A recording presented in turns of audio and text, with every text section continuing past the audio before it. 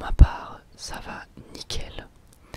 Et je tenais avant de commencer à vous remercier pour tous les nouveaux abonnements et tous les bons retours récemment sur la chaîne. Comme d'habitude, ça me fait extrêmement plaisir et ça me touche beaucoup de voir que vous appréciez autant les vidéos. Donc je vous remercie encore une fois énormément. Et si ce n'est pas déjà fait, je vous invite à vous abonner si jamais les vidéos vous plaisent tout simplement. Donc merci encore une fois à vous. Et aujourd'hui, du coup, vous l'aurez compris, on va encore parler d'un personnage d'animé. Et cette fois-ci, on va s'attaquer à l'univers de Naruto avec un personnage que j'apprécie vraiment et que vous appréciez aussi. Je le sais, c'est un personnage qui est vraiment apprécié par les fans de Naruto et je le comprends. Avant ça, je vais rappeler comme d'habitude un petit peu comment ça va se passer. Dans un premier temps, je donne des faits et secrets sur le personnage qui sont plus ou moins connus avec des faits évidents et des faits qui le sont un petit peu moins. Et juste après, je vous donne mon avis sur le personnage. Voilà, maintenant que tout cela est dit, on va pouvoir commencer avec le premier fait. Et comme d'habitude, on commence par la date de naissance. Il est donc né le 10 février. Et ça fait de lui un Verseau au niveau du signe astrologique. Dans l'animé et le manga, il a 34 ans. Alors évidemment, ça dépend de quand est-ce que l'on regarde l'animé ou le manga, mais en tout cas, lors de sa dernière apparition, il a 34 ans. Il mesure 1m82 pour 70 kg. Il fait partie du clan des Uchiwa, se situant donc à Konoha. Là, je pense que ça, vous le saviez déjà. Il porte un masque laissant son Sharingan et son Rinnegan apparent. Rinnegan, je sais jamais trop comment ça se dit, je vous prie de m'excuser. Ensuite, son doubleur japonais dans l'animé, c'est Wataru Takagi. C'est quelqu'un qui a doublé entre autres Okuyasu de JoJo's Bizarre Adventure, Bellamy de One Piece ou encore le Joker dans Batman Ninja. Ensuite, il a été élevé par sa grand-mère. On a pu le constater dans un épisode filler de Naruto Shippuden. Et la seule fois où on a pu apercevoir ses parents, c'est sur une minuscule photo. Donc techniquement, le seul parent qu'on ait réellement vu d'Obito, c'est sa grand-mère. Et encore une fois, c'était dans un épisode filler de l'anime, tout simplement. Kishimoto a dit qu'il était le membre de l'Akatsuki qu'il préférait dessiner. Et la raison, elle est très simple.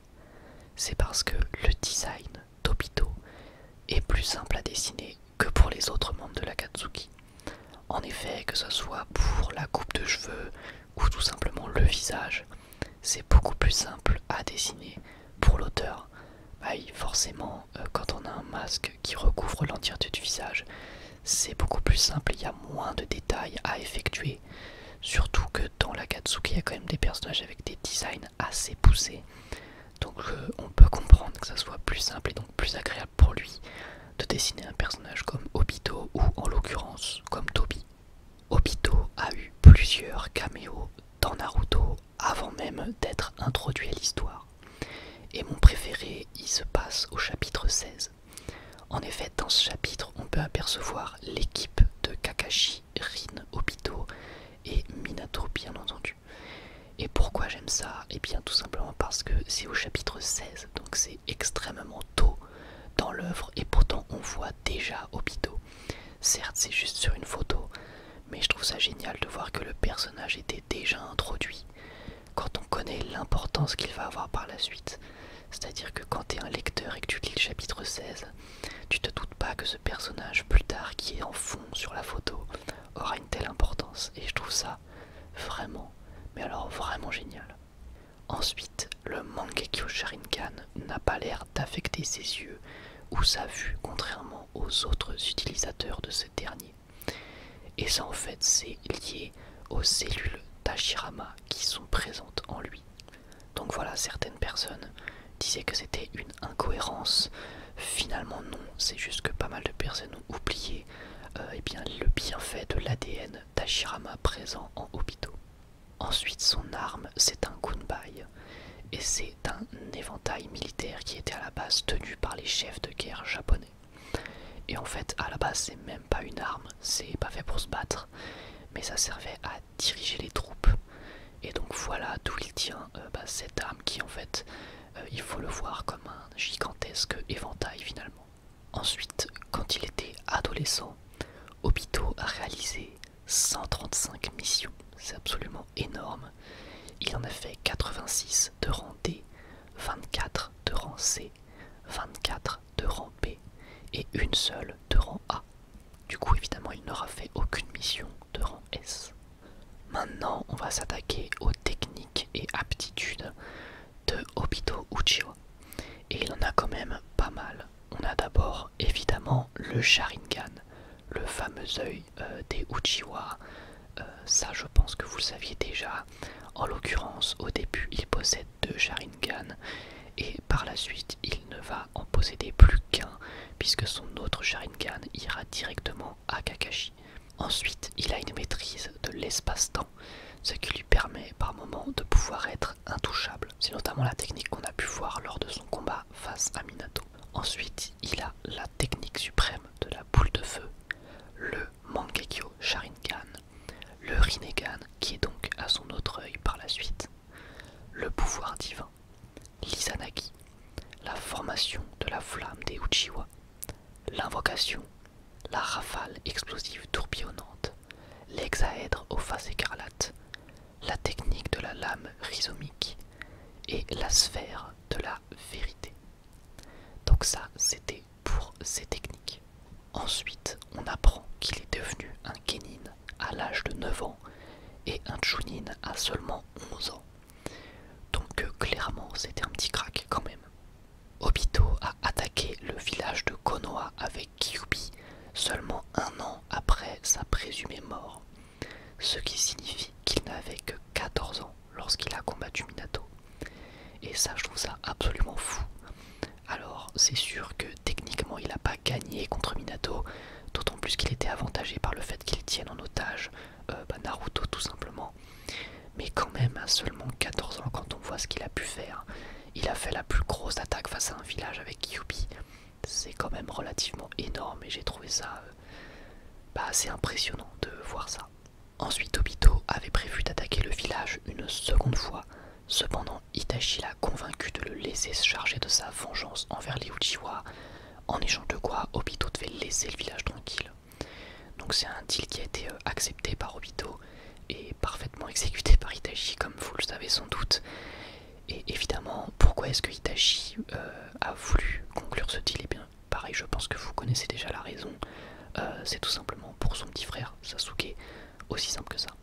Obito pourrait être le descendant de Madara. Alors là, je vais m'expliquer. En effet, quand il le rencontre pour la première fois, il stipule que Madara est son ancêtre. Cependant, il est vraiment impossible de déterminer s'il entend par là qu'il est l'ancêtre de tous les Uchiwa ou s'il parle de son ancêtre à lui. Et pour le coup, on n'a vraiment pas de réponse, donc là c'est vraiment libre d'interprétation.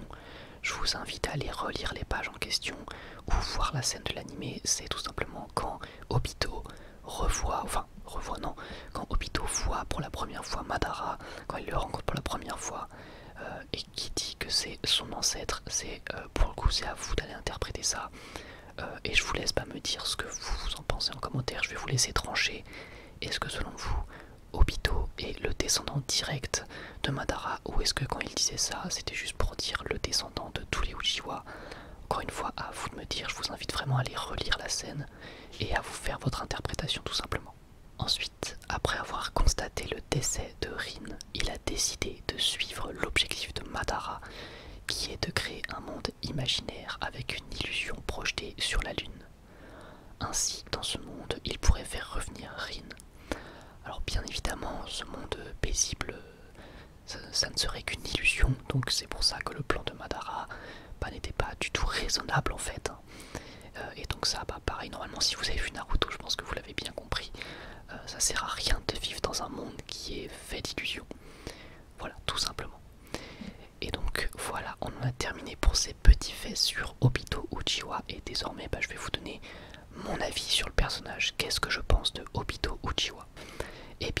c'est un personnage que j'apprécie énormément parce qu'il est très bien écrit. C'est la preuve même que Kishimoto aime les histoires relativement tragiques et bien écrites.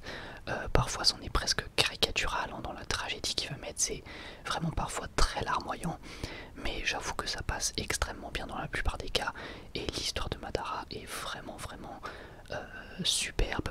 On peut y trouver quelques incohérences, comme le fait qu'on peut se dire qu'en grandissant, Madara aurait pu avoir la maturité de découvrir que le plan de Madara n'était peut-être pas ultra judicieux, mais à part ça, si on nommait ce fait, eh bien je trouve quand même que c'est une superbe histoire, un personnage très bien écrit. C'était d'ailleurs un de mes personnages préférés quand j'ai découvert l'œuvre.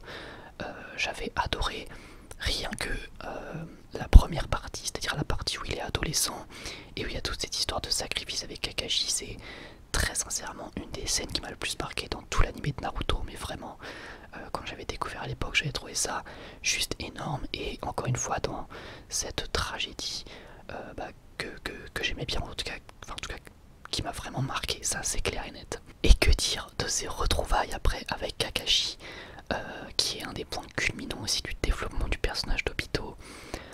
Non, vraiment c'est top, et ce que j'aime avec cette histoire aussi, c'est qu'elle est complète. Tu comprends ce qui se passe, et ça c'est ce qui fait pour moi une bonne histoire. C'est des rebondissements, un début, une fin, c'est complet, et l'arc narratif du personnage est bouclé, il n'y a rien qui est laissé en suspens. Ça j'aime beaucoup. Enfin voilà, vous l'aurez compris, c'est un personnage que j'aime beaucoup. Et maintenant c'est à vous de me dire qu'est-ce que vous pensez d'Obito Uchiwa dans les commentaires. J'ai vraiment hâte de vous lire. Et également, vous pouvez me dire de quel personnage est-ce que vous souhaitez qu'on parle la prochaine fois. Ça peut être de n'importe quel animé du moment que je l'ai vu. Donc je vous laisse me dire ça en commentaire. Dans tous les cas, je vous remercie encore une fois énormément pour votre soutien. Vous êtes vraiment géniaux. J'ai hâte de vous retrouver pour la prochaine vidéo. Et moi j'ai plus qu'à vous dire à la prochaine. Prenez soin de vous.